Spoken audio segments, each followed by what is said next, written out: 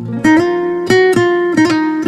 اللہ تعالیٰ نے کہا کہ جو کافروں سے مربوط اور مشرکوں سے مربوط کچھ چیزیں ہیں جو ہم بھی آپ کو بتاتے ہیں کہ یہ حرام ہے، اگر وہ کرتے ہیں تو تب بھی آپ نہ کریں۔ یہ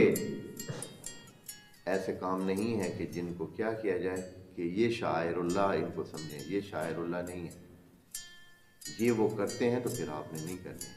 اللہ تعالیٰ نے ان کو واضح کر دیا کہ یہ اگر وہ شاعر اللہ کے طور پر یا اس طرح کرتے ہیں کہ یہ بھائی ٹھیک ہے، تو ایسا ہم نہیں کہہ رہے کہ ہر کام جو وہ کرتے ہیں آپ کرتے جائیں، نہیں، صرف وہ کام جو واقعاً اشعار الہی اس میں موجود ہو وہ کام آپ کریں۔ کیسے جی؟ فرماتے ہیں حرمت علیکم المیتۃ، میتہ حرام ہے، مردار حرام ہے۔ مردار تو سب سمجھتے ہیں، یعنی جس کو ذبح نہیں کیا گیا ہے، خود سے مر گیا ہے، بیمار ہو کر مر گیا ہے، آپ کے اس کو ذبح کرنے یا حلال کرنے سے پہلے ہی مر گیا۔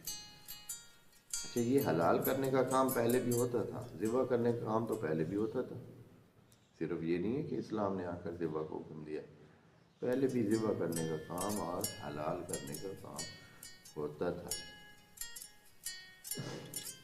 لیکن وہ اپنے اس پر کرتے تھے۔ تو اللہ تعالیٰ کا کہ یہ جو میتہ ہے، پہلی تو یہ ہے کہ میتہ سب اکثر تو ویسے یہی ہوتا ہے کہ اس کو پرہیز کیا جاتا ہے، لیکن اللہ تعالیٰ نے احکام بیان کرنے کے لیے اس کا بھی ذکر کر دیا، پھر تفصیل میں جو وہ کرتے ہیں اور اس کو جائز سمجھتے ہیں ان چیزوں کو بھی شامل کہا کہ وہ چیزیں جو وہ کرتے ہیں آپ نے نہیں کرنی۔ حرمت علیکم المیتۃ، تو ایک کہ مرا ہوا جانور جو خود سے مر گیا ہے بیماری کے نتیجے میں یا جیسے بھی، حلال نہیں کیا گیا تو یہ حرام۔ والدم، اسی طرح خون بھی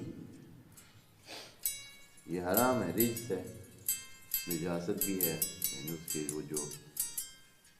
فقہی دوسرے حکم ہیں وہ بھی ساتھ اس کے ہیں، تو یہ نجس بھی ہوتا ہے، نجس ہے تو حرام ہے اس کا کھانا۔ اچھا، یہ آپ کو بتا دوں کہ ہم چونکہ ہماری ثقافت میں ہم بچپنے سے ہی دیکھتے آتے ہیں، کوئی چیزیں کھاتے ہیں کوئی چیزیں نہیں کھاتے ہیں، تو ہمیں خود بخود ہی ایک اندر سے نا اس کے لیے ایک دوری کا احساس موجود ہوتا ہے، نفرت کا، اور نہیں کرتے ہیں، لیکن بعض جگہوں پہ یہ چیزیں ہوتی ہیں ابھی بھی۔ اس وقت جب ہم بات کر رہے ہیں افریقہ کے بہت سارے قبائل میں